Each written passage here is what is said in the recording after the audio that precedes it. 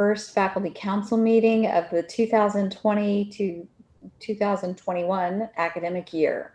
This is, of course, my first full faculty council meeting to preside over. And again, I want to thank you for entrusting me with this position at this critical time. 19 years ago, also on September 11th, we found ourselves, as we do now, deeply shaken, both as a campus and as a country. Certain elements of our collective life were and have been brought into sharp relief, aspects of our personal and professional lives that we are often able to ignore and overlook. But now we know that in this moment, and perhaps actually in all moments, we really are called to action, even as we're called to reflection, called to joy, and called to grief, all at the same time. I want to spend a few moments on grief. On September 11th, 2001, we lost alumni of our institution, as well as personal losses that many in our community experienced. Faculty Council meeting of the 2020 to 2021 academic year. This is, of course, sorry, I'm getting an echo. Faculty Council meeting to preside over. And again, I want to thank you for entrusting me with this position. Sorry for the break, I'll continue. I want to spend a few minutes on grief. On September 11th, 2001, we lost alumni of our institution, as well as the personal losses that many in our community experienced.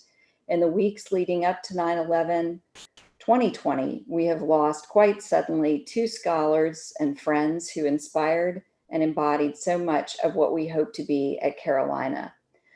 Jenny Tone-Pahote was an associate professor in American Studies.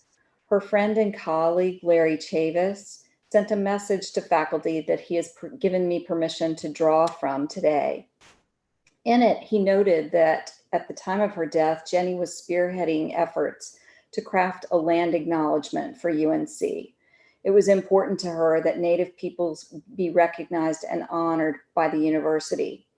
He also remembered that at a particular community arts event, Jenny sang in a spur of the moment open mic session. He notes that her choice to open herself up through song and to fully participate in the event allowed for genuine connection with community members. He says, "She wasn't a professor that stood outside of the community. She was an Indian woman being in community with other Indians. She built more community ties and goodwill in those few moments than most professors will build in a lifetime. Godspeed to you, Jenny Tone-Pahote. You have set an example for us, and we will miss you."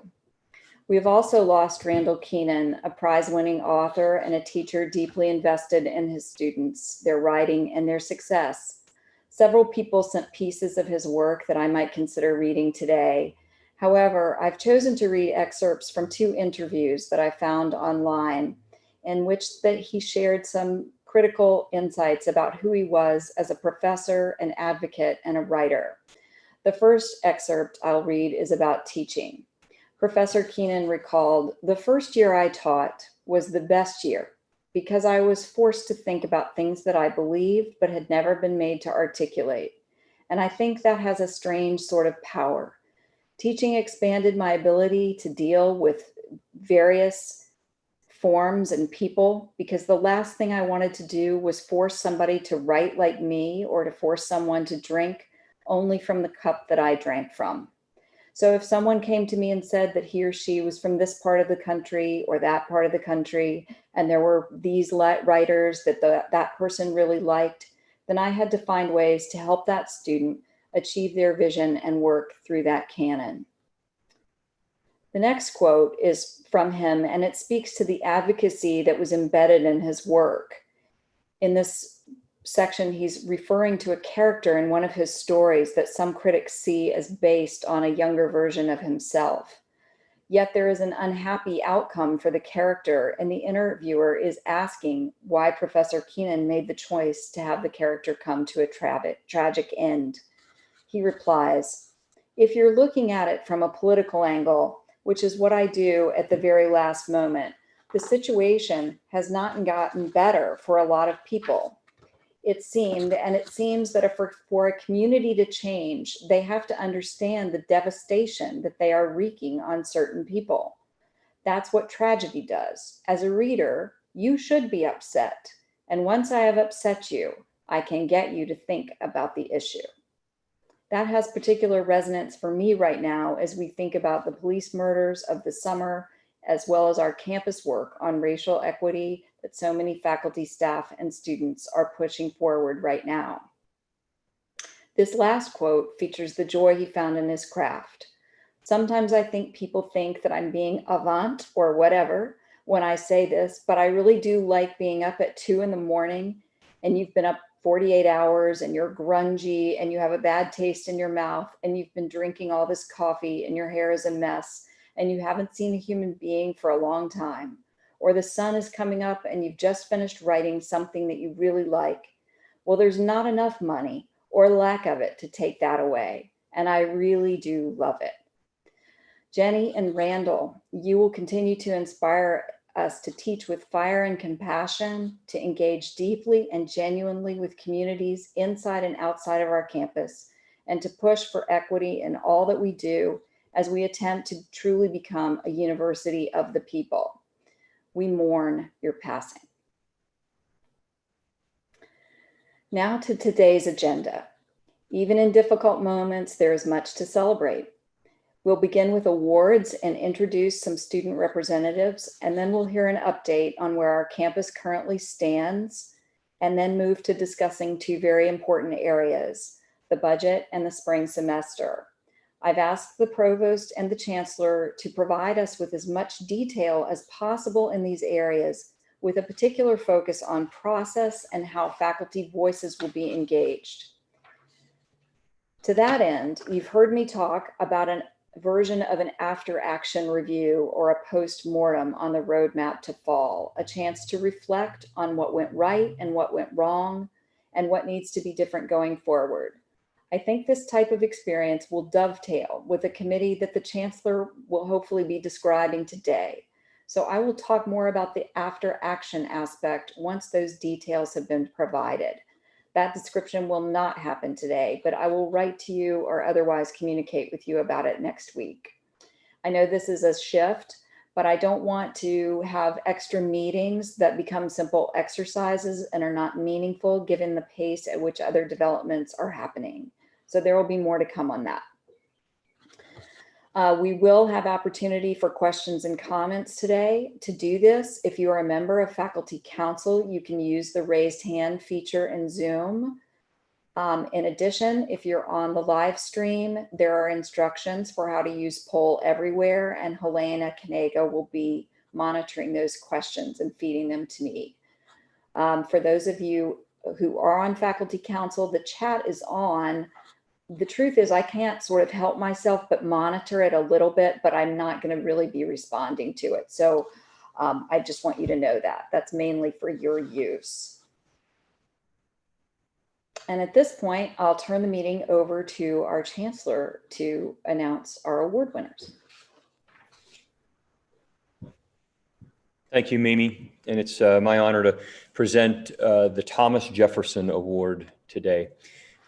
This award, established in 1961, is presented to that member of the academic community who, through personal influence and performance of duty in teaching, writing, and scholarship, has best exemplified the ideals and objectives of Thomas Jefferson. This year's winner is Professor Adamura of the School of Medicine. Ada's been a tireless champion for people afflicted with HIV in North Carolina, in the South, across the United States, and globally. Congratulations, Ada, and it's now my pleasure to invite Dr. Gail Henderson for an introduction. Thank you. You can hear me okay, right? Yes, we can hear you. Okay. Squashing my remarks into just a few minutes took me days, and I still probably will go over a little, so forgive me if I talk really fast. I am so delighted to be representing two other letter writers who wrote in support of Dr. Adamura's award. Hematologist oncologist Ethan Bosch and epidemiologist Victor Schoenbach. Dr. Adamura is the Sarah Graham Keenan Distinguished Professor of Medicine at the UNC School of Medicine and Professor of Epidemiology in the Gilling School of Global Public Health. She attended Cornell, went to Yale, graduated in 1981. For her post-MD training was in Boston and New York, and she joined the UNC infectious disease faculty and completed her MPH in Epi in 1993. Dr. Adamura is a leader, a national and international leader in HIV prevention and care, and in community-based research describing patterns of HIV infection. She has tirelessly advocated, and I feel that the Chancellor cribbed from the same place I did. She has tirelessly advocated through scholarship, policy work, and mentorship for people afflicted with HIV in North Carolina, in the South, across the United States, and globally. Her work is also highly collaborative, and I would say the letter writers are not your normal letter writers for infectious disease, maybe, especially me. I think whenever I met Ada, she was always surprised at how taken I was with her work, and that I was talking about it in places like among social scientists working on HIV/AIDS in China. But her work touched so many people in so many disciplines. I could only give you a little taste of that. She worked closely with UNC colleagues, with senior investigators nationally, and also with local HBCUs and African-American communities here as she was starting out her work, which was very grounded in epi and in community-based research. There's lots of achievements. And of course, you all, if you have her CV, you'll get tired of flipping the pages. She's been a mentor to dozens of US graduate students, postdoctoral fellows, junior faculty, and international scholars from Africa and China, and she has had several Fogarty programs, K Awards, and training programs here. Over 200 peer-reviewed publications, numerous NIH grants, and so on. Please don't close your eyes. But of all of these, I think the most impressive is her election in 2019 to the National Academy of Medicine. And most of you know that this is considered one of the highest honors in the fields of health and medicine. It recognizes individuals who have demonstrated outstanding professional achievement and commitment to service throughout their careers. Dr. Adamura was elected for her research on heterosexual HIV transmission among African Americans. And I think that's the main thing I want to emphasize in my remarks. This path-breaking work has helped shift the HIV prevention field from its previous exclusive focus on individual behaviors to one that now recognizes the importance of structural social determinants in HIV transmission and the urgent need for structural interventions that challenge these and change these determinants. And it's really hard to overemphasize the importance of this work. And also, I just want to say, this was 2 decades before it became sort of the coin of the realm to talk about structural determinants. And her work, it's just have been so influential in so many ways. I guess looking at my stopwatch, I probably need to bring this to an end. I think the UNC faculty's highest award is a fitting recognition of her all-around dedication to excellence and accomplishment. She embodies the more virtuous beliefs held by Jefferson, namely the importance of justice, empathy, and scholarship, which Jefferson regarded as foundational to the Republic and to the health of its populace. And I want to end with a quote from a different kind of journal. It's a magazine called Pause. Pause is slang for HIV positive. And in 2010, they included Dr. Adamura among the 100 of the, quote, bravest, most dogged, and downright effective AIDS fighters we know. So congratulations, Ada. I'm thrilled for you. I'm thrilled for UNC. Wow. Thank you very much. I really can't thank you enough. This is amazing. I'd like to thank the awards committee for this incredible honor. And in particular, I'd really, really like to thank my nominators. I actually did not know who the letter writers were, amazingly. I am astonished and so incredibly grateful for your support of me. I thank my husband, Paul, without whom I never would have come to North Carolina from New York and would have given up many times when the going was rough. I thank my colleagues in the Infectious Diseases Division, and actually in the entire Institute of Global Health and Infectious Diseases and the CFAR for their unending support of me. I'm not going to name any one person because so many people have been and continue to be, to this moment, you'll never know, and continue to be so wonderful that I can't pick out just a few. UNC really is one of the most collegial places imaginable. I'm extraordinarily privileged to be a physician during one of the most exciting times there's ever been in the field of infectious disease. I'm also privileged to have a career that encourages me to think about what I want to think about what I think is important. So what I think is important is this. I'm going to quote the Harvard scholar, David Williams. We need to rethink what constitutes health policy, given the broad social determinants of health, policies and societal domains far removed from traditional health policy can have decisive consequences for individual and population health, end of quote. So we need to find the links, the pathways between policies and health. And if we really agree that Black Lives Matter, work with other disciplines to change these laws and policies so that they promote instead of impede health.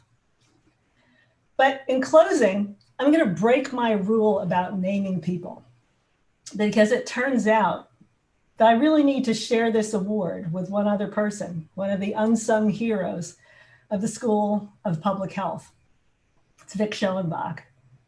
I owe him an enormous gratitude for so many things, for staying up all night with me, helping me write my first grant when I had absolutely no idea how to write a grant, for helping me manage my first research project when I had no idea how to do that either, for sitting with me in my office for hours, discussing what at the time seemed like lofty ideas and working with me to turn those ideas into research, talks, and papers. Thank you, Vic, for being in this work, the best mentor, and then the best collaborator and friend I could have imagined. And thank you all again for this incredible honor. I appreciate it tremendously. Congratulations, Ada. Thank Well you. deserved. We're proud of you. Thanks for all you do for Carolina. It's also my honor today to present the annual Philip and Ruth Hettleman Prizes for Artistic and Scholarly Achievement.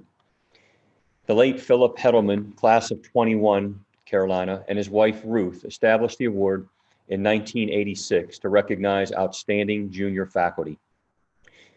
This year's winners are Mohit Bansal, Computer Science in the College of Arts and Sciences. Is Mohit here for a round of applause? There we go. Hey, thanks everyone. Congratulations. Thank you. Andrea Bowman, Department of Music, College of Arts and Sciences. Andrea. Hello and congratulations. Thank you. Angela Smith, Urology, School of Medicine. Thank you. Congratulations, Angela. And William Starkey, Department of History, College of Arts and Sciences. Hey, thank you. William, congratulations. Thank you, everyone.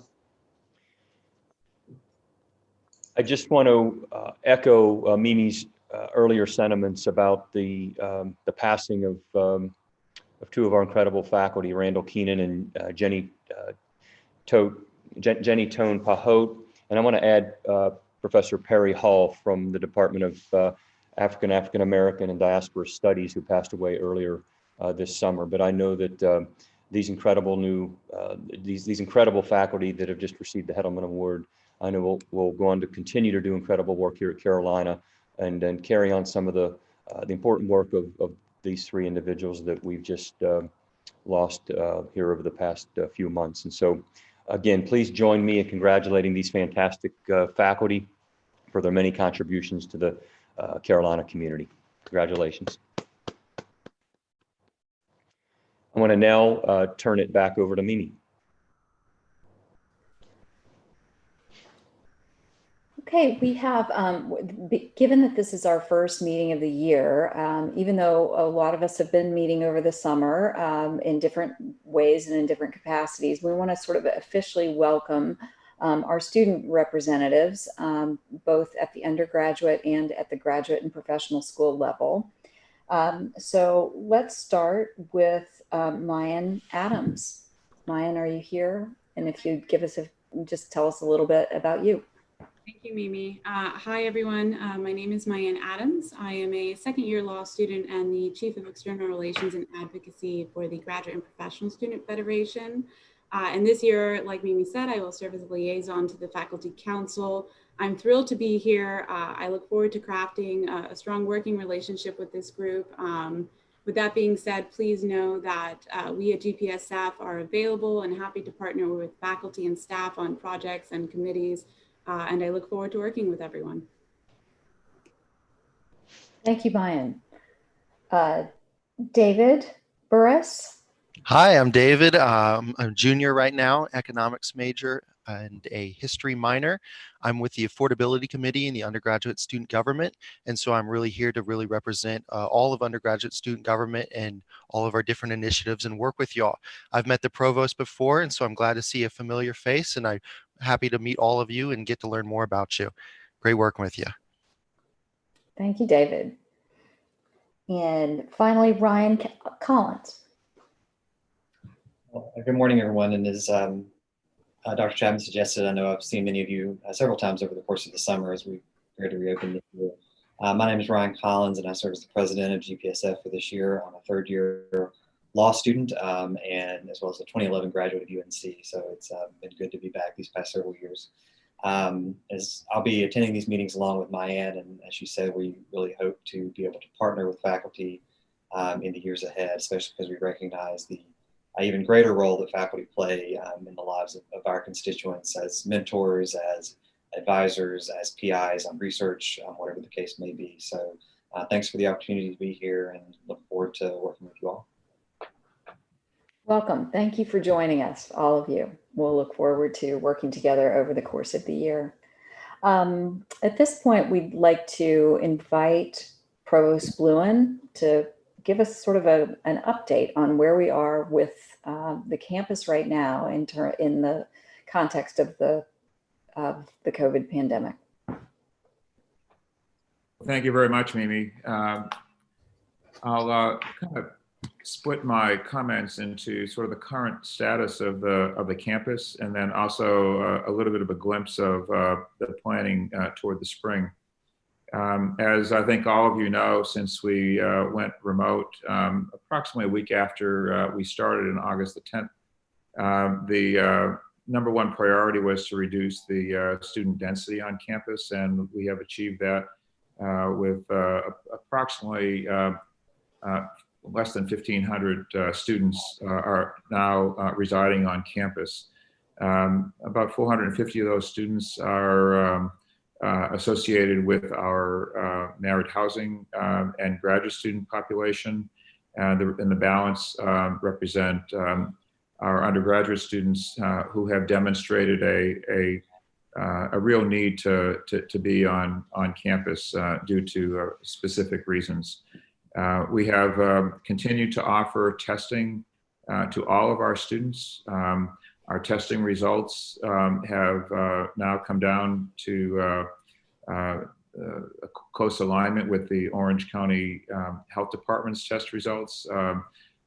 in alignment with that of the county, somewhere around 5 to 7% positivity. And so I think we're making reasonable progress, as it relates to campus testing. We are working with Orange County Health Department and the state of North Carolina to provide testing off campus as well.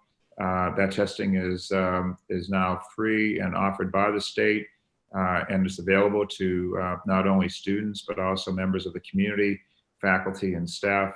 And that testing takes place once a week on the R7 lot. So those of you who might want to get tested, you can check the pamphlets and the off-campus testing being offered by the state of North Carolina, that the Department of Health and Human Services is being offered then. We are also working on a plan. It's entitled a prospective evaluation plan for all of our students who remain on campus. We're starting off with the suggestion of weekly testing. This is voluntary, is not mandatory, but we are strongly encouraging that everyone who wants to be tested, and that program started on Wednesday. We also want to encourage everyone to participate in getting their annual flu shot. This is particularly important for all of us to get our flu shots, probably sometime between now and the middle of October. I know that flu season is going to come upon us rather quickly, and because of the COVID-19, it is important that we get our flu shots early and make sure that it clarifies the situation for us and our healthcare providers as we move into what might be a difficult period with regards to COVID-19. Flu shots right now are available in several walk-in clinics across campus, and they will be open between noon and 4 p.m. I did want to just let you know that in terms of campus quarantine and isolation, that we have very few students remaining in our campus quarantine isolation. As of this morning, we had one student still in quarantine and one student remaining in isolation, and soon I've been told those students will be vacating those facilities. And then finally, I just wanted to bring you up to date on changes to the dashboard if you haven't had a chance to look at it. There are some structural changes as it relates to the numbers. And I just want to make sure that everybody understands what the rationale and the basis for those changes. The numbers actually look a little bit better than they may have otherwise, but this was as a result of the advice of the North Carolina Health and Human Services group, as well as the Orange County Health Department, where we are only reporting on the dashboard those tests that were run out of UNC's campus health, as well as the RDC. So those tests that were run out of UNC are the ones that we are tracking on the dashboard as it relates to positivity. We are tracking all tests that students report to us as positive in addition to those, but they are not included in the calculation of positivity. And so just to explain that you can imagine if a large number of students have their tests done off campus and they reveal that they are positive, it is not against a backdrop of those tests that were performed at the same time that may have been negative. So incorporating them as a positivity index, as most organizations have tried to do to give some indication of persistence, it would create an inaccurate reading. And so upon the advice of our healthcare or public health experts, we have gone more in line with their recommendations and what other institutions have been doing. Then with respect to spring planning, there will be a spring roadmap implementation team thinking about the spring in a similar way as we did in the fall. This committee will also be working in tandem with campus experts, and also a new committee that the Chancellor will be talking about a little bit later. An advisory committee made up of faculty, staff, and students, as well as members of our community. And that committee will be working in tandem with the roadmap implementation team in an advisory capacity, as well as advising the Chancellor directly. And so, Mimi, with that, I'll stop and see if you have any questions. We had it organized slightly differently. So we were going to talk further about spring and then have questions and answers related to spring. So maybe we should do that and kind of come back to it in a few minutes after we talk about the budget, have some questions and answers related to that, then move into talking about spring and have questions at that time, if that's okay with you. That's perfect. Thank you. Okay. All right. In which case, let's turn to the budget, and I'll ask the Chancellor to lead off that discussion.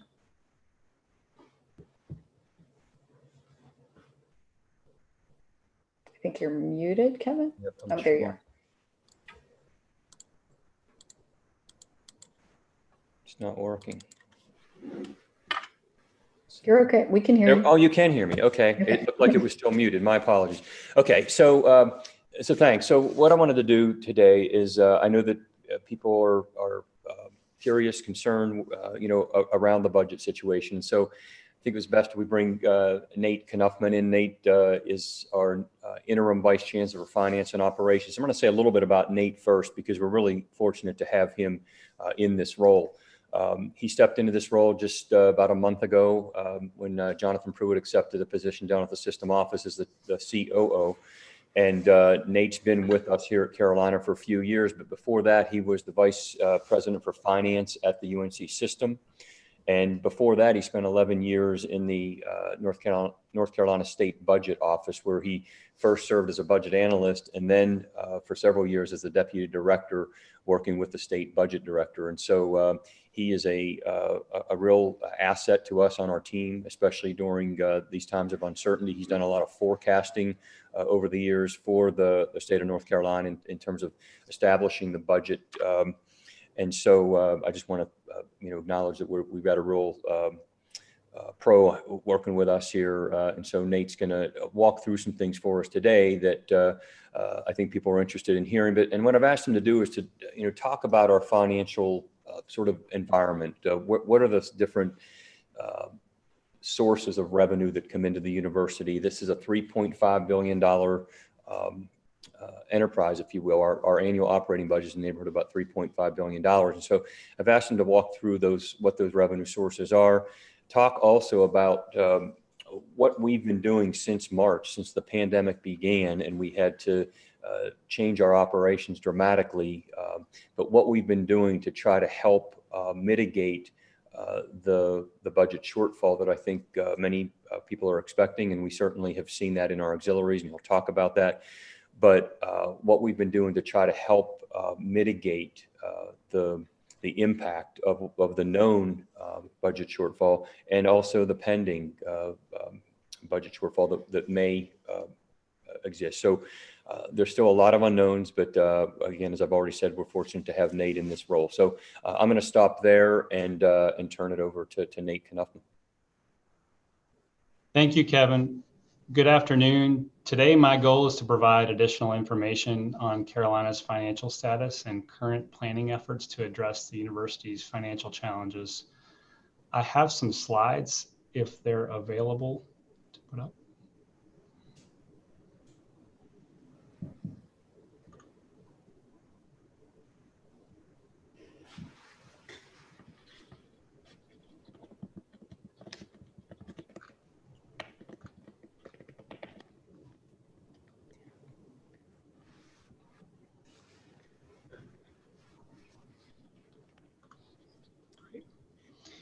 You can go to the next slide.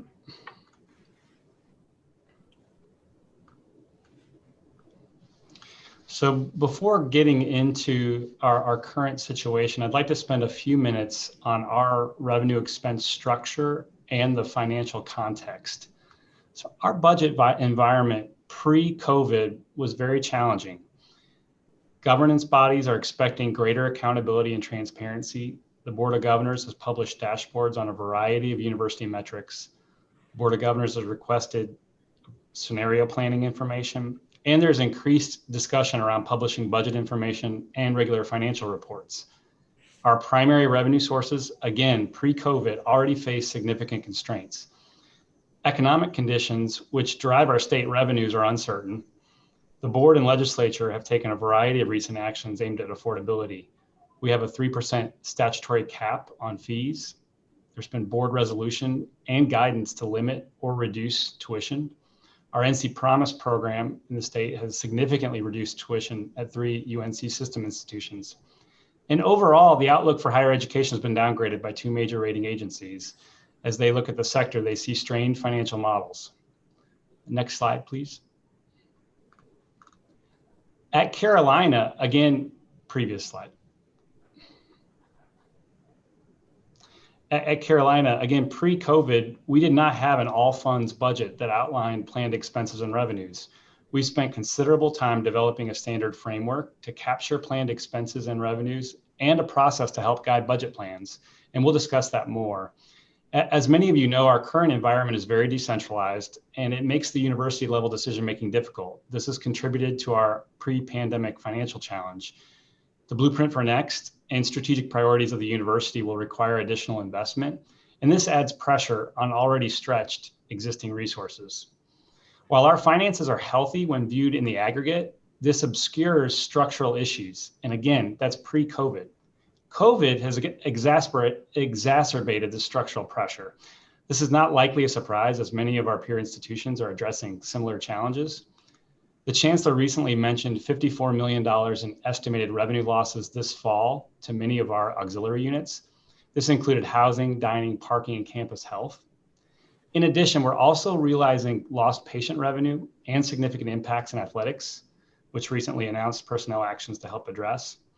When including these impacts, structural issues, and potential spring 2021 losses, we could see a financial impact of $300 million this fiscal year.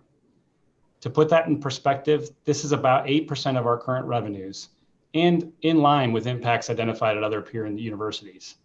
Importantly, this does not include any losses of state revenue. We'll refine as we get more clarity on the spring, what to expect there, state funding and federal funding levels moving forward. Next slide, please. So with this backdrop, it's useful to look at how those impacts fit into Carolina's revenue distribution. Here we're looking at 2019 numbers from the Comprehensive Annual Financial Report, or our CAFR. And first, you'll note that our revenue sources are diverse. No one source exceeds 20%, which has been a credit positive for the university. Our primary sources are federal grants, reflecting the important and successful role of research at Carolina, patient services, and then state appropriations and tuition revenue, when taken together, you can see represent nearly 30% of revenue. And importantly, these are the primary revenue sources that support the instructional mission of the university, funding faculty, academic support, financial aid. Another major category is sales and services, which captures much of the auxiliary revenues. So as we think about the impacts of COVID, really they're concentrated in many of our auxiliaries, so that sales and services piece of revenue and our patient services. To date, tuition revenue has not been impacted as enrollment has remained strong, and state appropriations for fiscal year 21, our current fiscal year, have not been reduced. So importantly, the fund source location and nature of these impacts will inform how management actions take shape moving forward. Next slide, please. So how are we managing this current fiscal challenge? Our strategy to mitigate these impacts began with implementation of management actions in spring earlier this year. Next slide, please. Here you can see restrictions on non-personnel spending put in place earlier in March, restrictions on personnel actions, then also postponement of capital. These actions helped address immediate impacts and avoid more drastic actions. We plan to continue and amplify these moving forward to help address growing consequences of the pandemic. Auxiliary units have also implemented a variety of unit-specific management measures. These include reduced hours of operation, reduced services, delayed capital projects, and furloughs. Can you go back to the previous slide, please? In addition to those areas, we also plan to leverage our budget process, which is currently underway, to inform impacts, engage campus leaders in addressing our issues, and evaluate opportunities to reduce expenses or reallocate resources. We plan to reevaluate each unit's budget in light of COVID-19 impacts. Mentioned earlier, solutions will need to be appropriately tailored to each situation. For example, implementation of furloughs would generate temporary savings, but would not offer any relief for longer-term structural challenges. Next slide, please. And the next slide. And finally, more on the budget process, which really is designed to allow a more holistic review of spending and resources. Those decisions are going to be guided by these important principles: prioritizing our current mission, or prioritizing our core mission of teaching, research, and service, valuing and supporting the university's entire workforce. And Becky Mangini will address this topic in more detail in a minute. And also avoiding one-size-fits-all solutions, and finally engaging campus stakeholders in the process.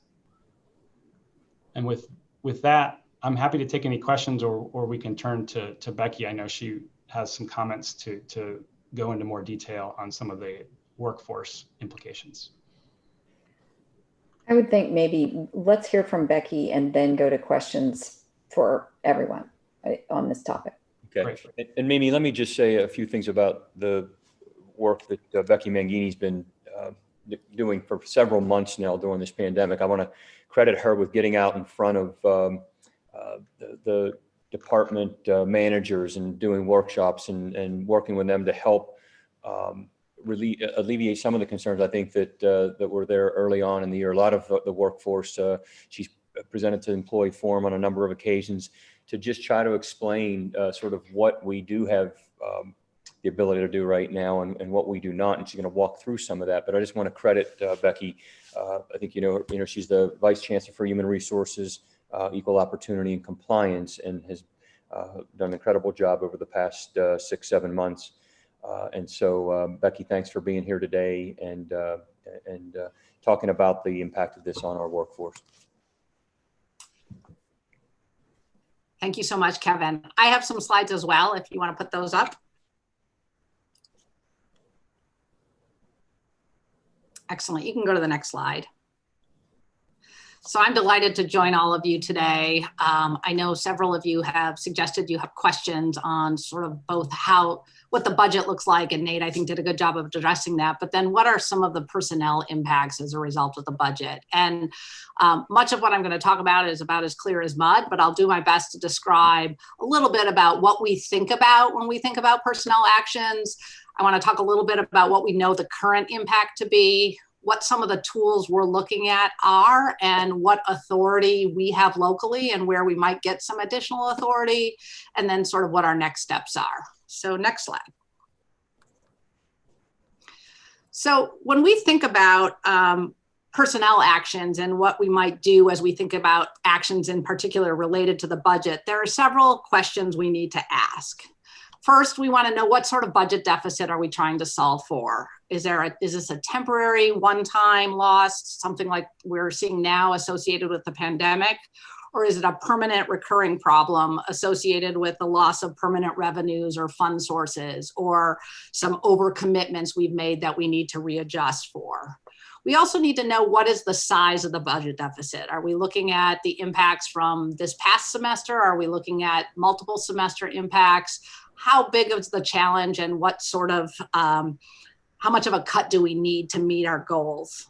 We also need to know what types of monies are impacted. And we're going to talk a little bit about the fact that right now, most of the impact we've felt is in the auxiliaries. And that's different than if the impact is in state dollars or state appropriations or enrollment funded programs. And those dollars are not always interchangeable. So knowing the type of money is really important.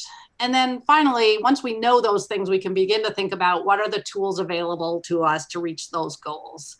We have some tools such as temporary base adjustments, furlough, or fund source swaps, which, as Nate said, might help us in the short term, but don't do anything to get us long-term recurring help.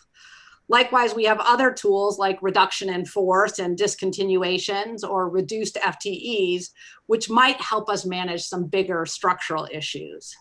Some tools, as I mentioned, are available to us locally, and some require some authorization, either from the Board of Governors or the General Assembly.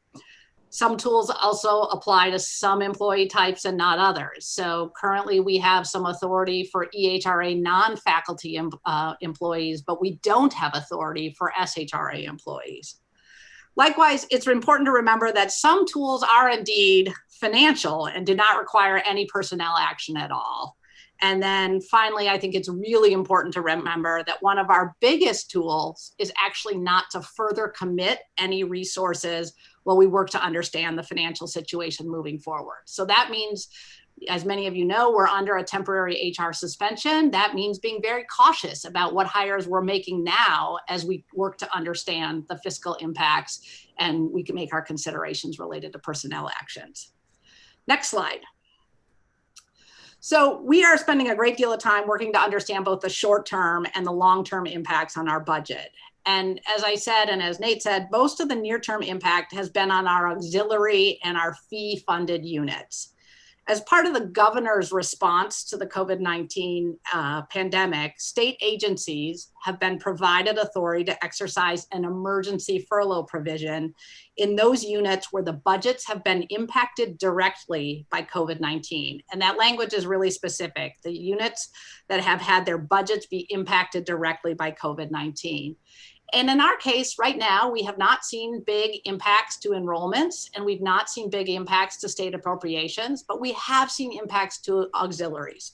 And to that end, we have exercised the emergency furlough provision, which is very, very prescriptive in a handful of spaces. Many of you saw the message earlier in the week from Bubba Cunningham about the furloughs taking place in athletics. We've also exercised furloughs in the Moorhead Planetarium. The requirements of this tool are remarkably prescriptive in that the plans can last up to 12 months, but no fewer than 10 days. They apply to permanent and part-time employees, but not to temporary or student workers. And it allows the institution or the organization to think about whether they want to put employees on a full or partial furlough or do a reduction in work hours. And it also ensures that employees can retain their benefits and their leave accrual. So there is intended to be some level of protection for the employees. It is very much intended to be a short-term solution, and it is not intended to be a long-term matter, nor is it intended to address performance issues. This is really about managing a short-term budget fix.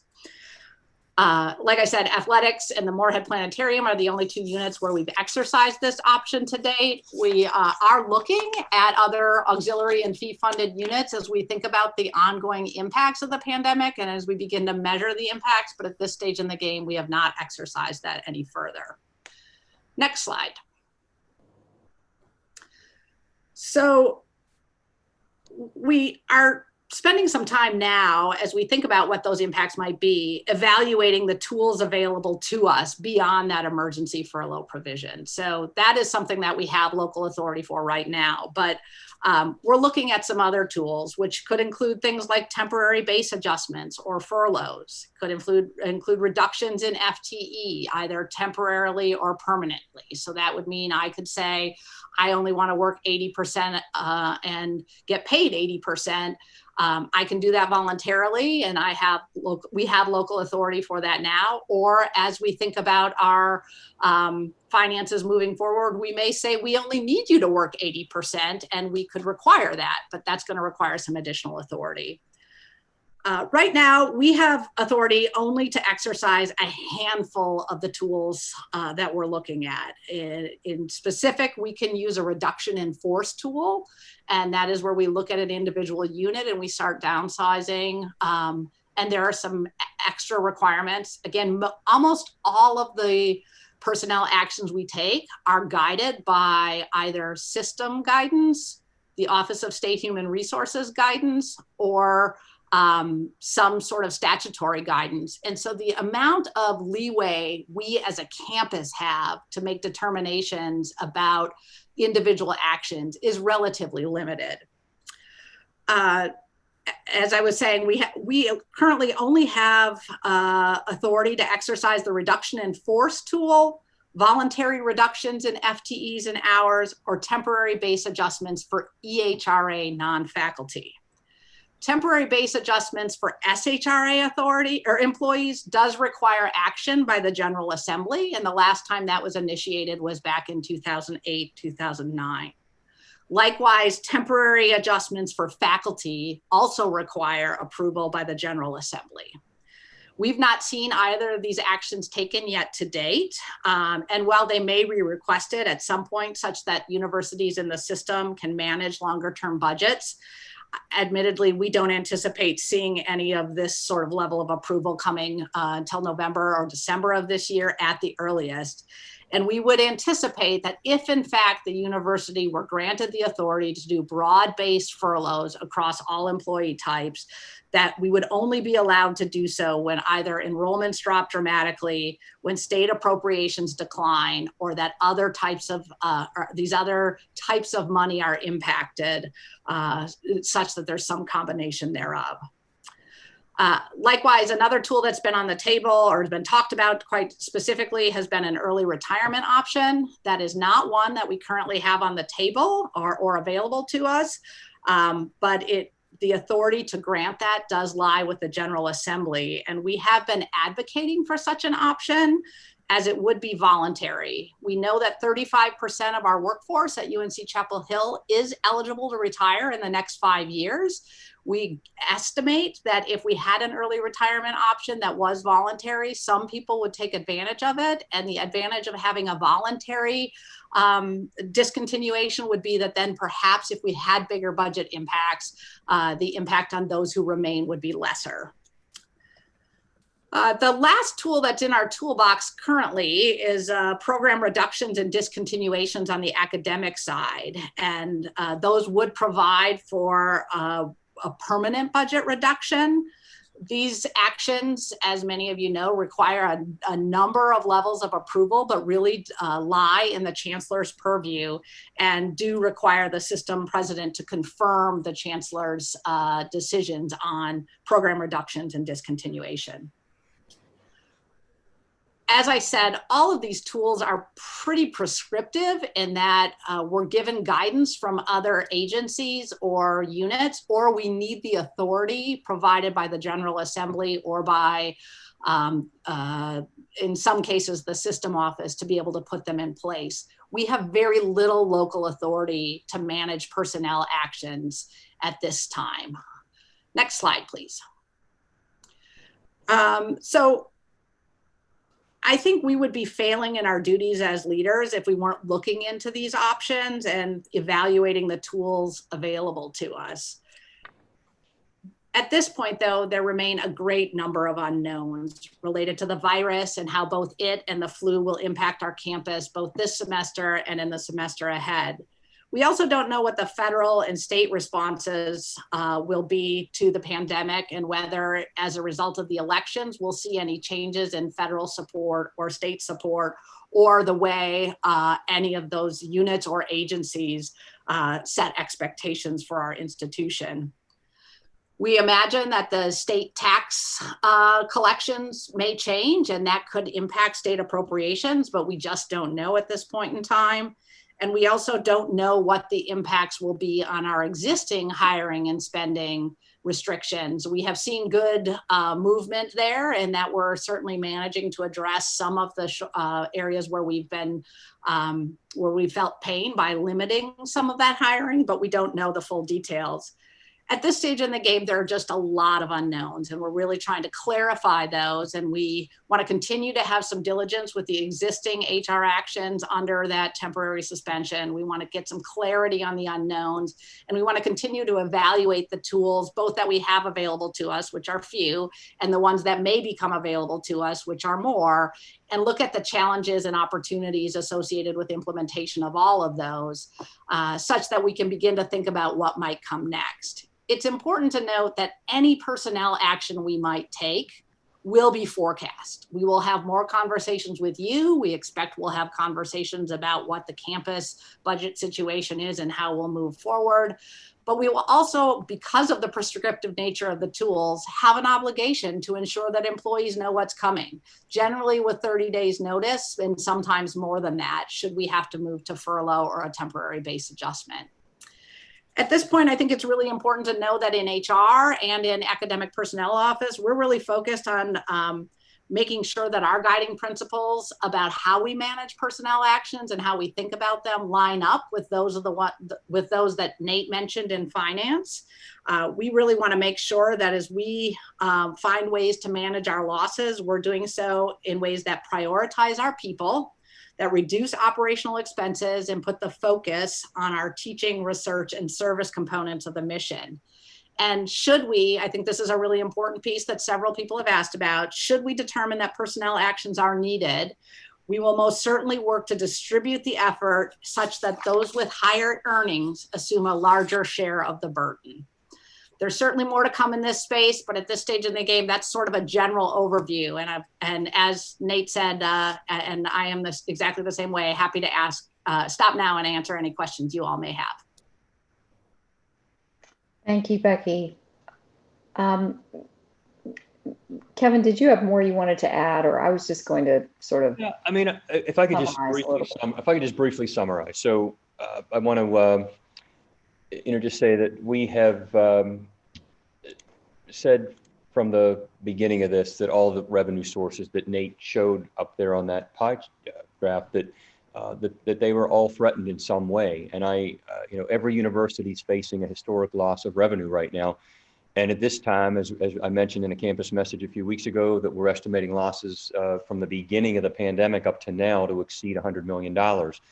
And Nate talked a bit about the offsets, the restrictions that Becky discussed, and other cost-saving measures that I want to credit our departments and schools and institutes and centers across the campus that they've put that in place. And so we have been able to help offset and mitigate that impact. But we're likely going to need to expand this to include some of these other approaches that Becky just talked about. We're already estimating another $55 million hit this semester due to the housing and dining revenue losses, and we're hopeful that that won't be the case as we roll into the spring semester. But again, we'll talk more about the spring planning. But we are in close conversations with the UNC system to try to learn more about what potential shortfalls will exist with state appropriation. That's the one that 16% that you see there pays for a lot of our operations, covers a lot of our operations. And so,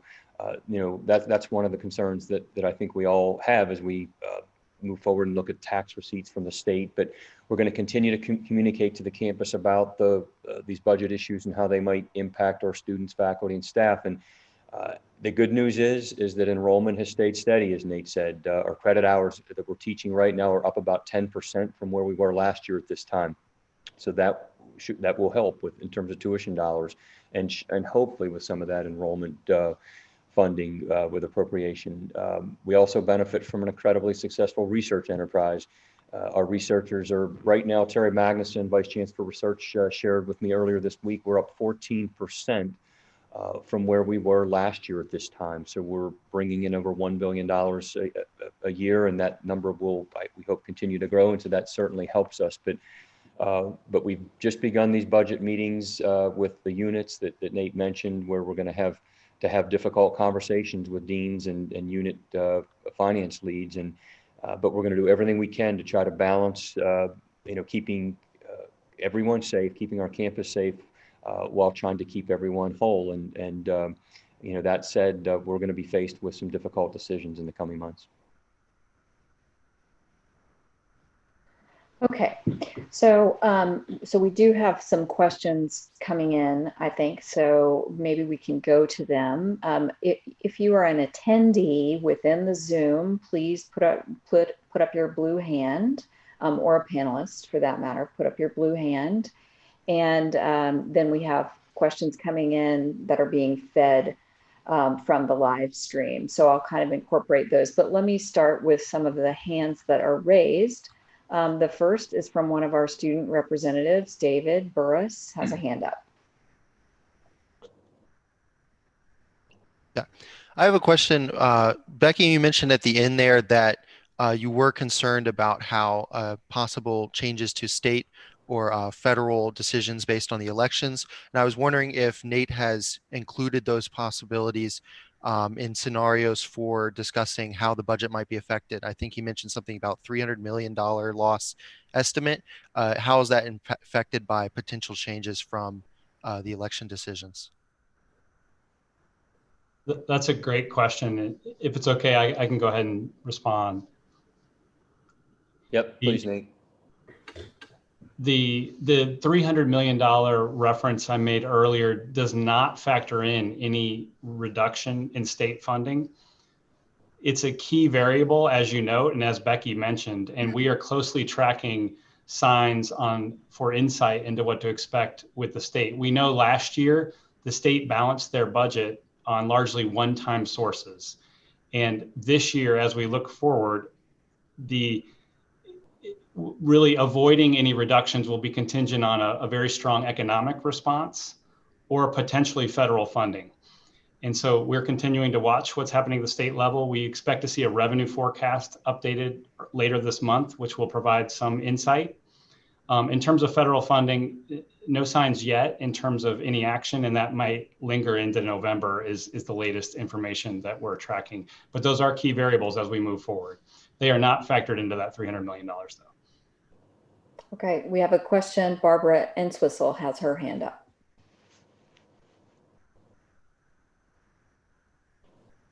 Yes, hi, thanks very much. And I appreciate your comments about the state budget because of course it's critical. I wanted to follow up on another issue that you raised, and that is what was called quote unquote structural issues.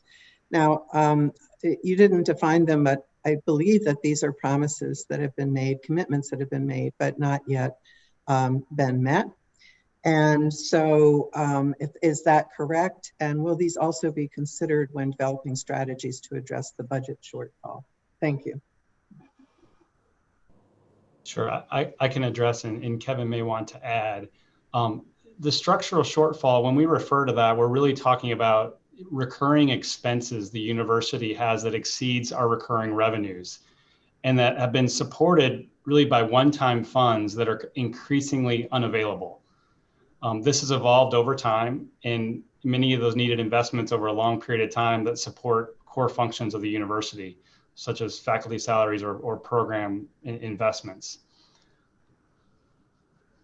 So Barbara, it's a good question. I think, as you well know, from the position that you previously held, that the structural deficit, has grown some over the years. That it's something that these commitments, as Nate just said, and so we are through this budget process where we're going out to 32 different budget meetings over the next 2 months. We started them. We've already had 4 or 5 of these, and we're talking a lot about what is it that units, if we needed to be thinking about vertical versus horizontal cuts, what is it that your unit, as you're looking carefully and reviewing your academic programs, your research investments, what is it that are we sure that it aligns with the mission of the school, aligns with Carolina Next, the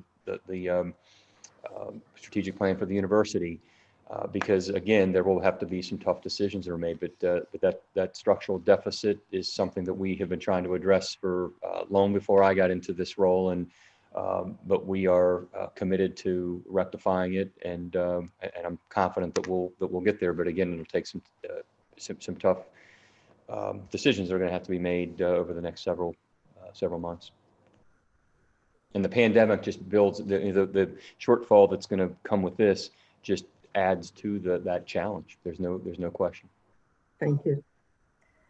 Kevin, I'm going to follow up on that a little bit. There was a question coming in from the live stream that is asking about things like Carolina Next, does it make sense to put those sorts of things on pause given the budget, unknowns? I would say no. In fact, Bob may want to jump in here in a second because I know they just had a meeting today with Carolina Next in the advisory group. But I think this is a time whenever you have to have a roadmap such as that. You have to have a strategic plan that speaks to who you aspire to be, and that's what we did. We spent close to 2 years developing that Carolina Next strategic plan for the next 3 to 5 years. And I think it's times like this whenever we are going to have to make some tough decisions and ask every unit on campus what's really important to their core mission and how it aligns with the mission and this roadmap for the university and what doesn't. And that's where we may need to be thinking about vertical cuts that would help to offset both the structural deficit we've just discussed, as well as the shortfall that we may see if there's a cut to state appropriation. That I think we need this plan now more than ever. And Bob, I don't know if you want to. Yeah, I would agree with what Kevin says. And when we were receiving the endorsement of the Board of Trustees, this question came up as well, even pre-COVID, because there were other things going on across the state, that were indicating reductions in state budgets. But I think, as Kevin pointed out, this is the time to be planning about our future and also leveraging all of our available assets to still pursue the core mission of the university, as well as pursue priorities that we still may have. It's just more difficult, but I think without a plan, it would be impossible. So it is a way of prioritizing what you believe we ought to invest in and perhaps what we might no longer invest in.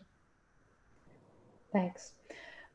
Eric Muller, you put a question in the chat, but maybe you want to ask it directly.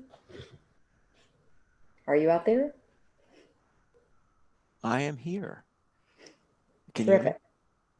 you hear me? Yes. So the question just has to do with, in a sense, maybe boiling down, if possible, some of the very valuable but rather complicated information into something like likelihoods. I imagine that within the discussions that are going on, there are sort of handicapping of different possibilities and likelihoods of possible amounts of cuts or timings of cuts, or and I'm just wondering if it's possible to express any of that in terms of likelihoods. I'll ask Nate to jump in, but Eric, what I would say is that we have to be sure that what we have control over, that we continue to work hard to maintain and to protect. And that is, as I've already said, enrollment, because that's up. I think now's the time when we have to continue to stay focused on that. So I think the likelihood of us seeing a budget shortfall or cut due to any type of enrollment or tuition related factors, I would say, is low. Research, the bring in research, we have control over that, and we're doing a great job with that. So we have to continue to work on that. Within athletics, which Nate mentioned, that's one of those auxiliaries that we know where there's a shortfall there. Dining, housing, parking, we do have some control over that. But again, it gets back to my point earlier, is how can we maintain the safety that we need on our campus as we think about the future that, next semester, and keep our campus safe while also maintaining the financial health of the campus. And so to protect those auxiliaries, we would like to try to, have students eating in our dining halls, our employees coming to campus to utilize the services that we provide, and the residence halls, being, filling those rooms to some extent, how much, what capacity. So those are the things we have control over. And I think Nate can say more about the state appropriation. And I'll also add one more thing. We're right in the middle of a capital campaign. And so that continues to, David Ruth and his team have done an incredible job of, we had a day and a half of development work just this week, doing most of it by Zoom. But we continue to stay on a good trajectory there, so that will help. We have some control over that, obviously. But Nate, I don't know if you want to, the likelihood of a cut to state appropriation. I mean, that's the one that I guess I worry the most about. No, it's a good question. We're closely monitoring. I mean, again, the biggest factor would be when we think about how the state balanced their budget this past year. Really, they leveraged one-time sources, and so as we move forward structurally, the question will become: does revenue rebound, or is there other one-time funding, such as federal or other reserves that are available, that allow the state to meet that spending level moving forward in the next fiscal year? And a key variable will be that the availability of the federal funding. There'll also be, how is the economy performing this year? And we're very early into the fiscal year. We've had 2 months of collections. Really, the state doesn't really take stock until that first quarter after September to really evaluate and think about how the revenue forecast really looks for the current fiscal year. So I think we'll know a lot more in the coming weeks in terms of what to expect on the revenue front, which is such a key variable in terms of driving that state piece. The other piece I'd say about uncertainty and just thinking about variables is the spring semester and what it looks like. And I know we're going to talk about that more in a little bit the next section, but that'll also drive some of the uncertainty in the range of what we're thinking about in terms of impact. We have a definitional question that probably would be useful for everyone. Just if someone could address, what is a vertical cut versus a horizontal cut? Maybe some of us know and some of us don't, but Sure. that has come up in the chat. No, I'm sorry. I should have, when I think I was the culprit. I think I said vertical cut. So a horizontal cut is whenever we said, and we've all been through this exercise before here. If you've been a department chair or center director or a dean, you've been asked to go through an exercise. Tell us how you would handle a 3%, a 5%, a 10% cut across the board to your unit, and what dollar, what would you, how would you handle that? So that's an across the board. A vertical cut is one in which you take a deep dive into one area and you just say, we're going to, ask each unit to go in and identify the one thing that they program or something within their academic unit or research program that they've decided does not align with the mission of the school right now or of Carolina Next, and to eliminate it. So it's a deep, vertical cut rather than across the board, some percentage that's spread out evenly across an entire school or the university. Okay. I don't know, Nate, if you want to describe that any differently. I think you covered it well, Kevin. Thanks. There are questions about the money that was spent on reopening and where it came from and how that impacts our current budget. The figure that's been put in the chat is 100 million was spent on the reopening, preparing for the reopening. I guess, so one question is that an accurate figure? And then secondly, the subsequent questions, where did it come from? How does it impact our budget now? So I'll let Nate talk about those details, but I just want to emphasize that we began this process back in April, late March, early April, as we began preparing a campus that was going to start ramping up its research operations in early to mid-June to begin, to reopen our clinics on campus, on the medical health affairs side of campus, to prepare the libraries, the dining halls and classrooms and residence halls. So this was a process that began many months ago in terms of the sort of, and we've, as I've said all along, we've never really closed the university down. This has always been about ramping up our on-campus operations. But Nate, you want to talk about some of the specifics? Sure. We estimate the cost to reopen in this fiscal year about $5 to $10 million in the expenses, with the bulk of that being in PPE and CPE. Also expenses with classroom technology to support digital learning, and some of the testing, tents, furniture, those types of categories. We were able to leverage Federal CARES Act funding to help address that. So between Federal CARES Act funding and also state relief for coronavirus we leverage those fund sources to help address. Okay. Let's see. Vin has had a hand up. Thank you, Mimi. I think Nate started answering the question that I was going to ask, which was, what's kind of a timeline and potential scenario for what might happen with the state budget? I think, Nate, you said that we'll know more in coming weeks. Is that at the end of September? Is that at the end of December? So, how might that process play out? And if such cuts were to come, when might they come and in what form might they come? And I realize I'm asking you to look into a crystal ball, but I'm just trying to understand what kind of impact that would have. Great question. Yes, in a couple of weeks, at the end of September, we would expect to see, we've been told that there should be a revised revenue forecast that's released. Typically, the state will wait through the first quarter of the fiscal year to get a read on how some of the key revenue components, such as wage withholding on income and sales tax, which really comprise almost 75% of the state's revenue to fund state operations. And so that will be the first major sign and signal in terms of how the forecast is performing. Also, another key variable will be budget instructions and how the state budget office is viewing all the funds fitting together. Those instructions have not been issued yet. I think there's some thought that they are waiting for whether federal relief funding materializes before issuing some of those instructions. So that is something that we're also closely looking for. So Vin, I would say the end of this month will be the first signal, but then we'll be obviously continuing to monitor some of the other key components of the fiscal year moving forward. Okay, thank you. Let's see, we have a question from Jessica Boone.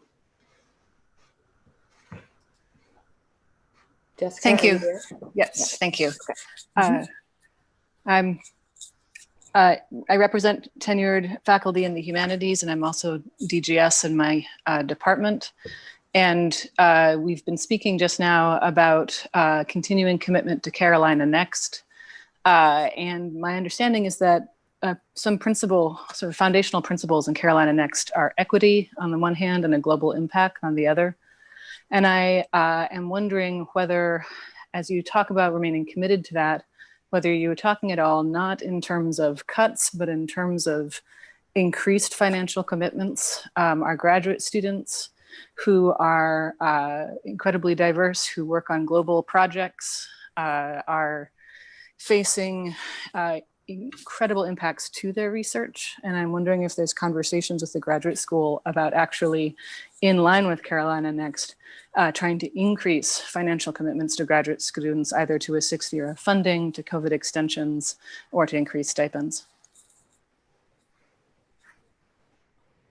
So Bob, you might want to jump in, but I'll just say that, Jessica, I actually talked with a number of graduate students today. I had my SAC meeting, which is a student advisory committee, and I heard some of these same concerns. And that CARES Act funding, we can use some of that to support graduate students. I really think we have to applaud our graduate students on this campus for what they are doing, because they wear a number of hats, as you know, and helping us to carry out our mission. I mean, they're serving as, teaching assistants or lead instructors for some of our classes. They're helping our research enterprise thrive. They're working in the laboratory, working alongside our star faculty researchers, and they've been impacted by this, and they have some of the challenges of juggling family issues with the K-12 being out of being taught from home now.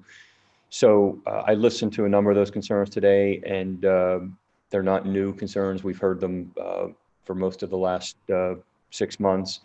We're committed to trying to support them, and I think Carolina Way is one of the ways in which we can do that. But Bob, I don't know if you want to say any more. I know you had a meeting recently as well. Yeah, so first of all, I think that's a really important point, and Ryan has been a strong advocate for our graduate students to try to make sure that we are constantly paying attention to that. We've had many challenges, particularly with our international students as well. And as Kevin mentioned, Carolina Away was devised explicitly to help our Carolina Away students stay engaged and stay enrolled in our undergraduate programs, and also our graduate students who are not in country. We're still trying to find ways to keep them whole as well. We also have had a challenge with regards to graduate student stipends, and that's something that Ryan has also been a strong champion of, and that's embedded in our strategic priorities within the strategic plan.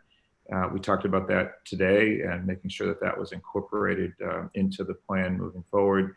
The question is when would we have the resources to help to facilitate or make that happen?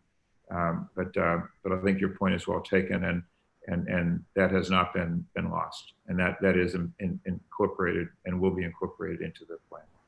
One of the other things, Jessica, I'll add is that I know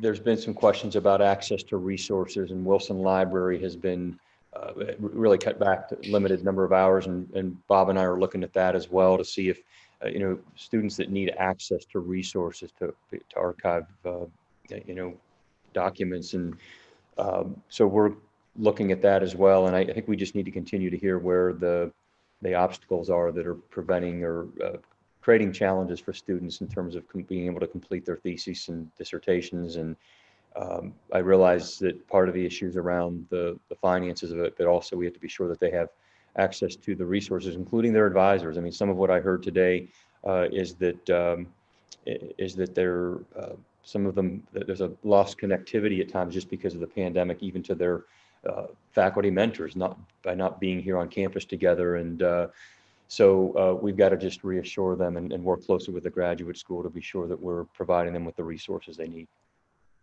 And Jessica, we have been approving many of the graduate students' requests, to do travel, whether that be domestic or international, when it is justified as being an important component of their graduate studies, particularly if it's in a critical piece of work that's going to be pivotal for their dissertation and ultimate defense. So we're trying our best to work with them within the guidances of the state. We have a question from Sharon Holland. Sharon, do you want to come in?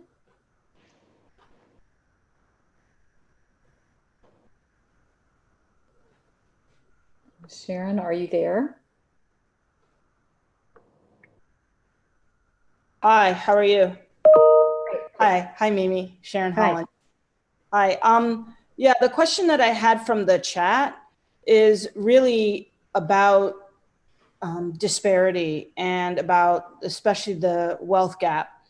And my concerns with the tools that we might use have to do with those of us who are part of underrepresented groups across the university whose access to wealth is not necessarily quite the same. So if we use income as an adjustment measure, we're clearly going to create inequalities.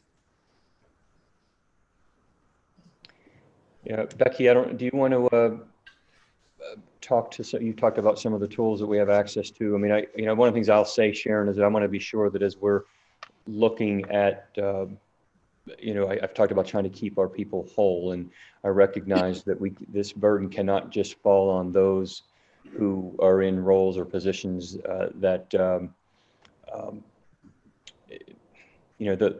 make the least amount of money on our campus. We're going to all have to bear this burden as we look at the tools in that toolbox that Becky described to. We want to do everything we can to try to keep our people whole, and it's going to, as I said, there will be some tough decisions ahead. But Becky, I don't know if you have any thoughts. No, I think it's an excellent question, and one that I think it's fair to say that we have advocated for some additional ability to think broadly as we implement any tools that come to us. As I mentioned, a lot of them are fairly prescriptive, and so sometimes we're limited. I do anticipate if we do get authority and ultimately choose to use a temporary base adjustment or a furlough, or I shouldn't say choose, determine we need to, that we would look at a graded system in a way that would look at income. I think you're right to point out that doesn't address the access to wealth that a number of communities in our own community have. We also have some limitations federally on how we pick and choose, and we can't adjust by individual community the ways that we might do things. So I am open to having conversations about ways that we might use the tools we have with the prescriptions that we get from the authorities to do the least amount of harm and ensure the best outcome for both our people and our institution. I'm certainly happy to engage with you on that further. I think that's great to know. And yeah, I think it would be great to have those kinds of conversations going forward and to really see if we can think creatively together about that. Yeah. I will tell you that in the existing furlough plans, any financial adjustments that are made, the system has outlined under the emergency furlough that nobody under 45,000 are going to see their base salary go under 45,000 as a result of a temporary base adjustment or a furlough. And that is intended to protect our least or our most vulnerable employees. Again, that doesn't get at the question entirely the way you were asking it, Sharon, but it does look at income as a marker and certainly is intended to provide some level of protection. Okay, thank you. Let's see, I'm not seeing other hands up at the moment. So maybe this makes a good moment to transition into thinking about spring planning. These things are, of course, not unrelated. So we can continue to talk about budget and interweave that into spring. So Kevin and Bob, do you want to turn to that subject, please? Sure. So before I think I have a few slides that we're going to put up. I just want to say that, right now our focus is to do everything we can do to try to provide a quality, high quality experience for our students for the rest of the semester. It's hard to believe we're already 5 weeks, starting our 6th week of the semester already, about a third of the way through the semester, and we don't know what the future holds, but we have to start planning for the spring semester. And I mentioned in my campus message last week that we're creating a campus and community advisory group that'll include a diverse group of students, faculty, and staff, as well as some members from the community at Chapel Hill. And this group is going to provide us with important perspectives, recommendations based on feedback that we're hoping that they are hearing from their various constituencies and colleagues, and we'll be able to go out and gather additional information. So we do expect this group to begin their work next week. And so if we jump to the next slide, I will, here we go. So I thought it would be helpful just to sort of take a look at sort of, the way this works. I mean, we do have sort of an executive decision-making team, which includes myself along with my cabinet, as well as the provost leadership cabinet. And we welcome and receive a lot of feedback and input. And we go out to seek that feedback and input often. Obviously, we're working very closely with the UNC system. We just had a meeting yesterday with all 17 chancellors within the UNC system and President Hans, and began talking about where we each as an institution are as we're thinking about the spring semester. As I said, we're now a third of the way into our semester here for the fall, and it won't be long in mid to late October where students will be registering for courses for the spring semester. So we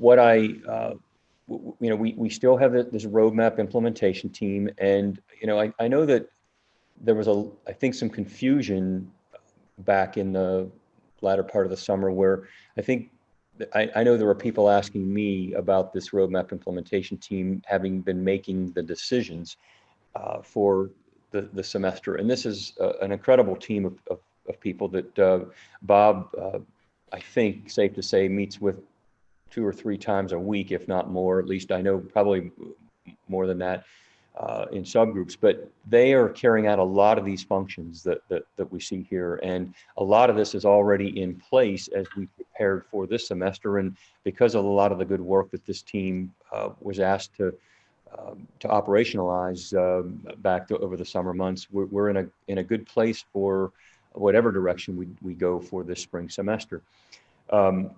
The content experts, this is they're not operational, the roadmap implementation team is, but the content experts are advisory back to our executive team. And, these are our infectious, you've met many of these individuals, and, our infectious disease faculty experts in virology, public health. We've brought some of our ethicists. Jim Thomas, I know, has been to speak to the group on a number of occasions, and Sarah Stroud and others.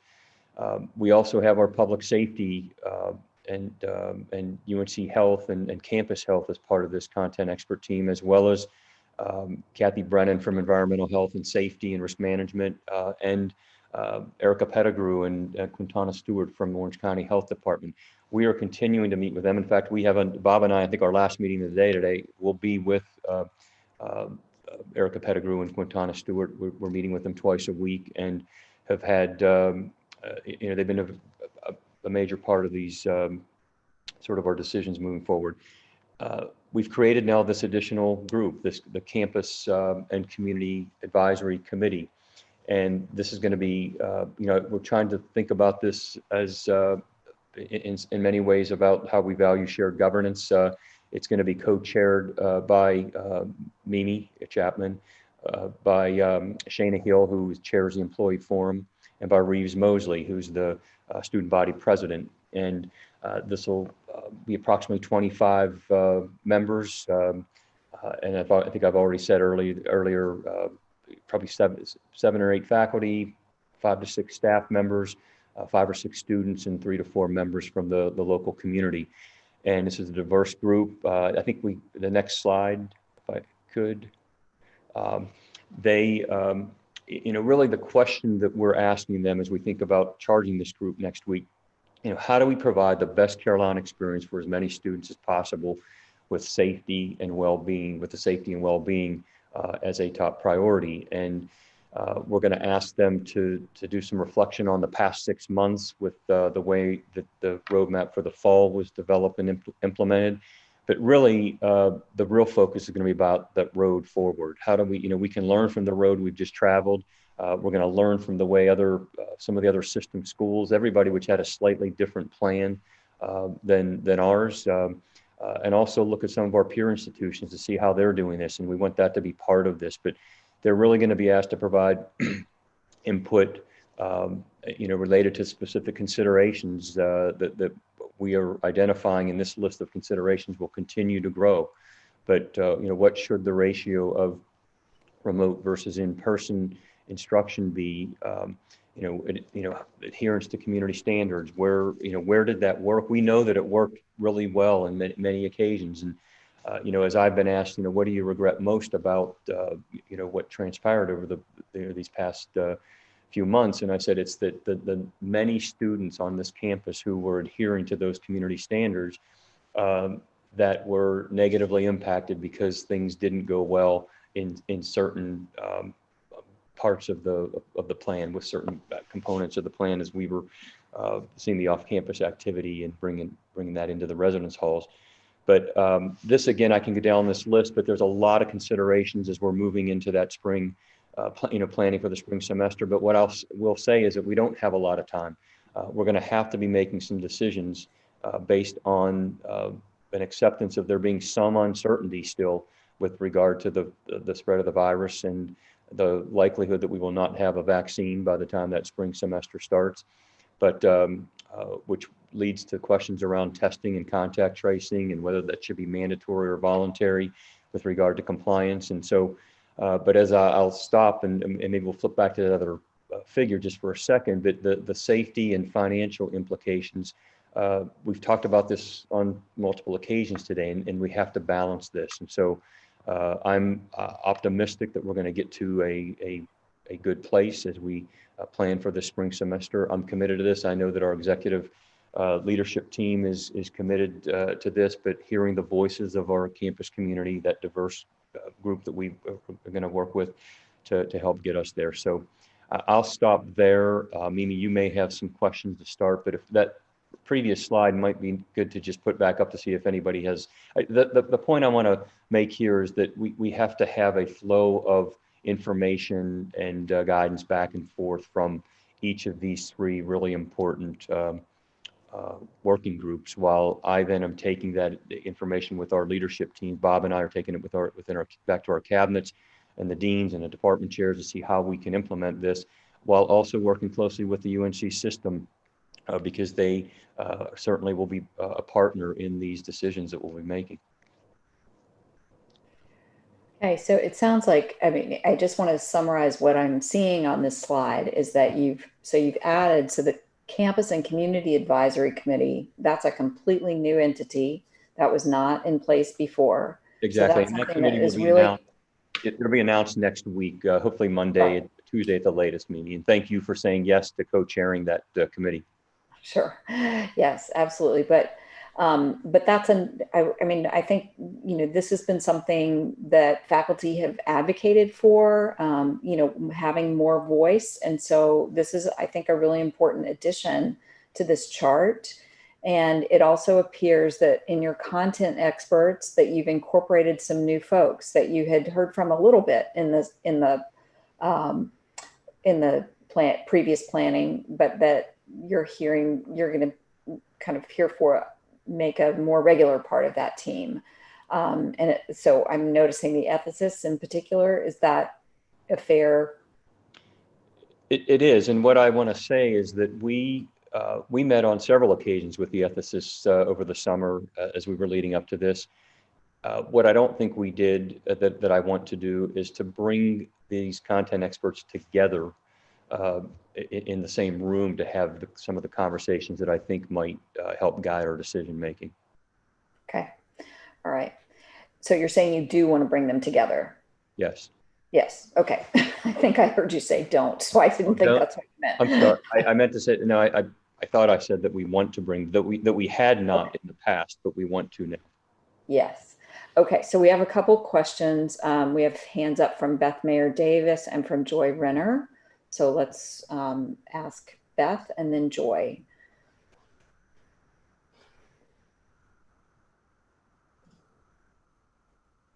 Beth, are you there?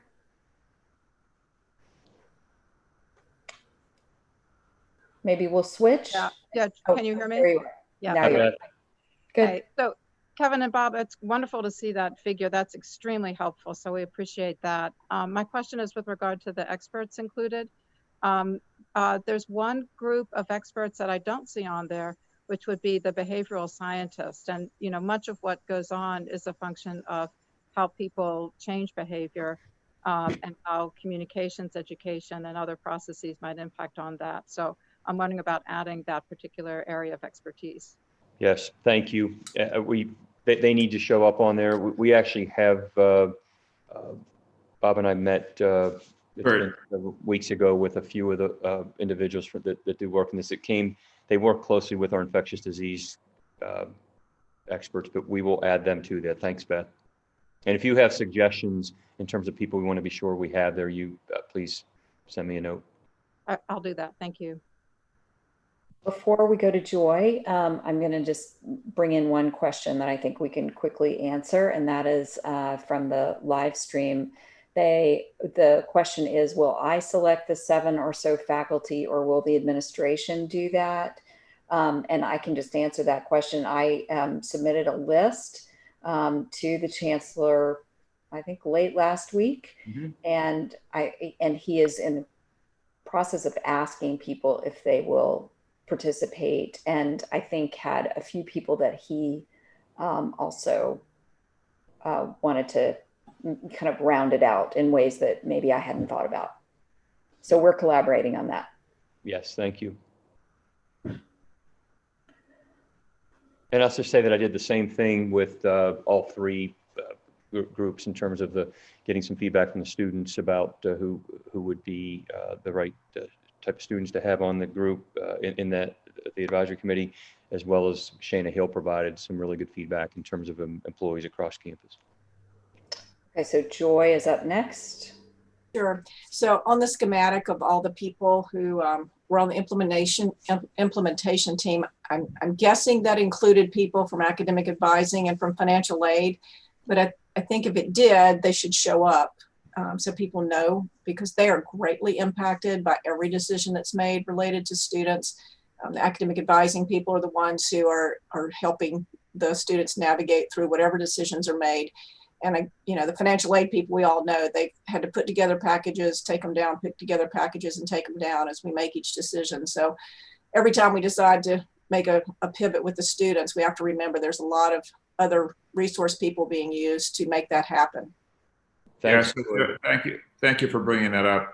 And they have been involved and will continue to be involved. Rachel and Desiree and Lauren, from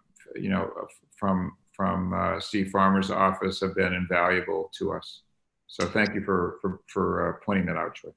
Yeah, and I would include some people from academic advising, the ones that are on the ground. I think that would be good to have some of them involved in either this new group that's there, as well as some boots on the ground in financial aid. Yeah, Joy, I'll tell you that on that roughly 25 member advisory committee, that we have at least one, if not two, from academic advising in there. Great. But I think you're right. We need to be sure that on that implementation team that we show them because Bob's exactly right. They play a major role, and we just need to get them onto the chart. I mean, it helps you from finding out about unintended outcomes of a decision if everybody's there at the time the decision's made. Yep. Okay, we have questions from a number of folks. Deb Icott and then Ryan Thornburg.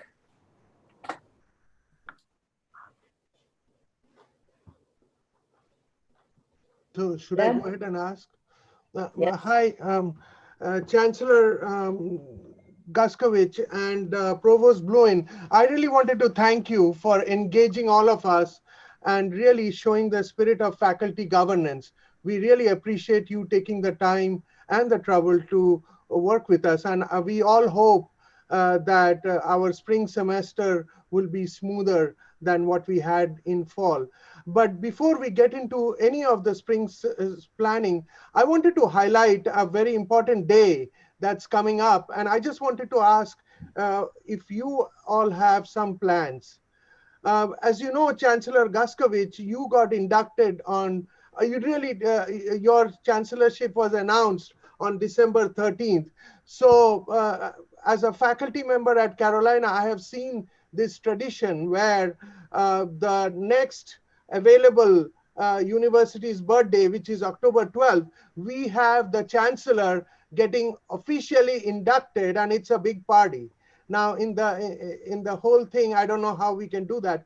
And related to that, we also have the president of the Board of Governors, Peter Hans, who got inducted or who assumed his role on August 1. While we are discussing all of this, I also wanted to commend Provost Bob Bluin, who would complete his third year, because I still remember on September 18th, he was instituted as our provost 3 years ago. So Chancellor Guskowicz, what are our plans for the university's birthday, even in this pandemic? Sure. No, thank you, Deb. So we are trying to work on a university. We're planning a university day. It's obviously going to be probably virtual. It's the 12th of October. And there's already a team that's planning some of the activities around that, highlighting the 227-year, the highlights of the 227-year history of this university. And as part of that, there will be some form of an installation. And because you are correct that it's reserved for University Day. And so some of that may take place on the 11th and some of it on the 12th. One of the challenges we have is University Day. As you know, we typically will cancel classes, that a block of about 4 hours on University Day. It's a Monday this year. And because we've compressed the semester so much already, we are going to not cancel classes. In fact, we've already shared that with the deans because there were a number of faculty asking about that. And so people will have the opportunity to view the University Day activities virtually, asynchronously. And so this world we're living in of asynchronous teaching and presenting will occur on University Day as well. So there will be more details to follow. Okay, terrific. Let's go to Ryan Thornburg. Hi, thank you. This was three quick thoughts and questions. One was, I noticed that there were several questions about the categories of people that were on the different committees that you outlined, which I think that's really nice to have. And I know we've got a lot of really impressive experts working on those things. I wonder if it'd be possible to list the individual names just for clarity's sake to kind of anticipate some of the questions about who is involved in the planning of those groups and the level of expertise that's involved. That was first question. The second was, Chancellor, you mentioned a meeting of the 17 chancellors and with the president of the system, and that you all were sharing some initial thoughts about the spring semester. And I wonder if you might share some of those, what you shared with that group. Sure. I mean, what I shared in terms of what we're planning is that that we're in the process of putting together this advisory committee, and that would begin that work next week. And some institutions are staying with their academic calendar and starting on the date that they had planned to. Others are talking about the possibility of moving the start date for the spring semester back 2 weeks, or rather than starting around the 15th of January, starting closer to the end of January or the 1st of February. There's a lot of talk, not just within our system, but around the country about many schools will likely cancel hold classes during that spring break week, such that we wouldn't have students going out for a week and then coming back to campus and potentially bringing the virus back. So that's where a lot of the conversation was focused. And I will say that I think most of the institutions are planning to be back in some fashion in an in-person mode, and probably similar to how the things were planned for this fall. In terms of the names, Ryan, some of the names would not be possible today to list because they're still in the process of being identified. But at some point soon, the names would be available for everyone to see. Thank you very much. We have Barbara Inswissel with another question, and then Jessica, and then David. Great, thanks. My question is quick. I'm wondering about the calendar for next semester. Is there any talk about making any change to the beginning or the end dates or to the spring break? I just need to know for planning purposes, and I assume that others would like to know as well. Thank you. Yeah, Barbara, thank you. I'd say that everything's on the table right now for possibilities. I mean, we're scheduled to start the semester the 6th of January, I believe. And so we're going to be looking. That's why I said earlier that we really have to begin to make some decisions. And I think the next 3 to 4 weeks are going to be critical for us to do that. I would hope that we'd have that academic calendar decision made probably within the next 3 weeks. Okay, and Jessica, back to you. Yes, thank you.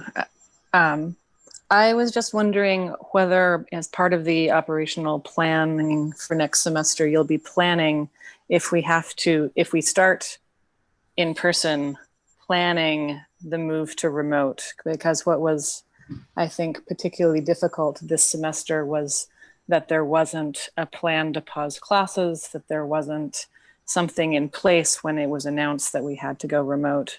Will there be some kind of, within that chart, some kind of group planning for when the plan doesn't work? Well, I think I can answer that. Yes, and despite the fact that it was not a smooth transition in the fall, there was a lot of work that did go into thinking through the plan for the fall. But I think what I think caught us all a bit off guard was the speed with which things happened, which made, I think, some of that planning even more difficult to implement and execute. But I think your point is well taken. And the other issue that we have, Jessica, is unlike in the fall, where we had things were decided quite early, in terms of the decision to move forward with a residential component. Right now that decision is yet to be made. And so the planning, the implementation committee will be needing to think through multiple scenarios as we move forward. I want to just respond to something that's coming up in the chat. People are asking, these are sort of questions that don't have a lot of text, or this one doesn't. And it says, why no one from the humanities? I'm assuming that means, I'm not sure which group the question refers to, but certainly there were people, I think there are people that are being asked from the humanities to participate, at least in the group that I'm co-chairing, for sure. So I don't know whether that responds to that question, but I wanted to put it out there. And if I could just say one more thing to that, Mimi, yes, there will be on that advisory committee, but there are, we have other advisory groups as well. I mean, I have the advisory committee to the chancellor. We've got certainly FEC that meets regularly. So there will be other opportunities in which I know that, and again, we want to try to gather as much feedback as we can. So, and we will be talking with the Council of Chairs, and certainly there's all the community chairs there will be engaged with us at that point. Okay.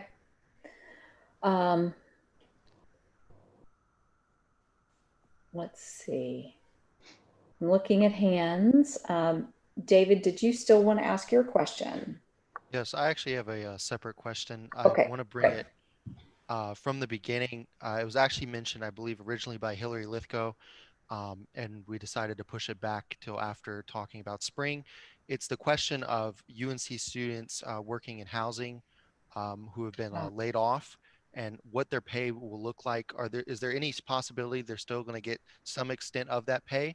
Because as you might imagine, obviously losing the money that they thought they were going to be able to get throughout fall, entering a really bad job market right now, and there's a lot of questions about being able to afford their finances, also how it's going to affect their financial aid packages, and a lot of questions there.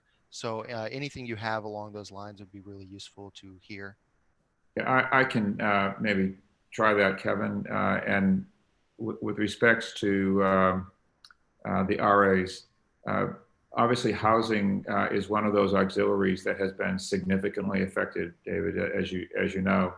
I've spoken with Amy Johnson, Vice Chancellor for Student Affairs, which housing falls under. And after some very difficult conversations and decisions, that there will need to be some limitations in terms of the amount of support that can be given. What I can tell you is that the intention is to maintain and preserve the housing privilege that all the RAs have in order to keep them whole, and that they will maintain their employment and pay level through the end of October. And so that gives people a little bit of a runway. As you know, this is a substantial budget that comes out of that particular auxiliary. And as Nate mentioned, that is one of the auxiliaries that has been significantly affected by the COVID.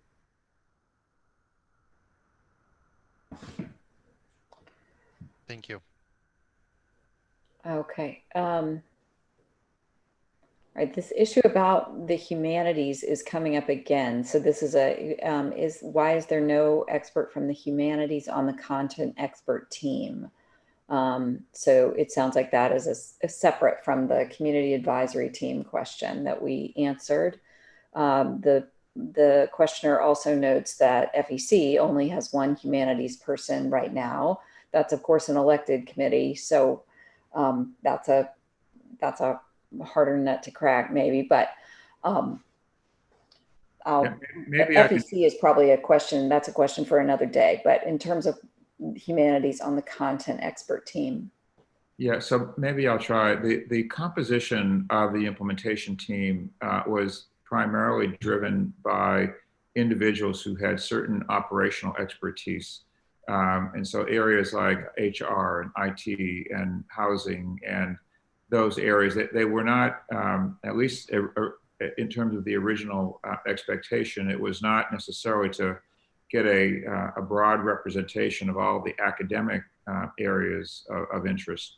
Because we were working very closely, with the deans, we thought we were getting a fair amount of perspective, from the academic side of the house.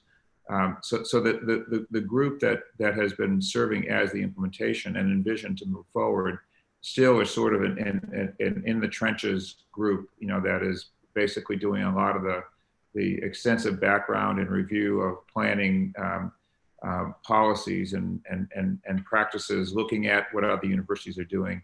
And that has been a fairly intense commitment of about 2 hours per day for 5 days a week, sometimes more.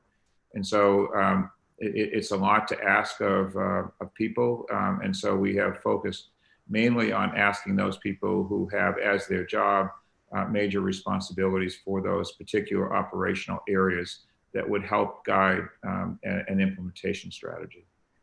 I actually think this was a question about the content expert team, not the. Oh, I'm sorry. That's okay. Yeah, I mean, yeah. It's content. So I guess I'm confused by the question, because the content experts are those that are advising us about the ways in which we would prevent the spread of the virus, the way we would protect our workers, the way that we would establish the proper distancing in the classroom environments, the way that we would monitor, the adherence to the community standards. I guess I'm confused by the question. Well, so it sounds like you've answered the question in some ways. So it sounds like where you want advice and where you need advice will come through these other channels, such as the Chancellor's Advisory Committee, from FEC, and from this new advisory group that is being formed, so that's where we really will have the perspective of folks from the humanities coming into these conversations. And as I understand it, these groups there is going to be kind of cross-pollination, if you will. So it's not going to be these people meeting in isolation and then issuing reports back to you. There will be times when we're talking with each other, meeting as a full group, those sorts of things. Is that correct? Yes. Okay. Well, I think this is taking us to right about 5 o'clock. This has been a terrific conversation. Thank you for the level of detail and for taking this wide variety of questions. And it sounds like we're going to know more at the October Faculty Council meeting, if not before then. From what Nate said, it sounds like late September, we're going to be getting some more information about the budget. Certainly, these groups are going to start convening and start working. So, and, I can say for the group that I'm going to co-chair, I certainly will be very much wanting to seek a lot of input from others. And I know Shana and Reeves will as well. So we'll figure out good ways to do that.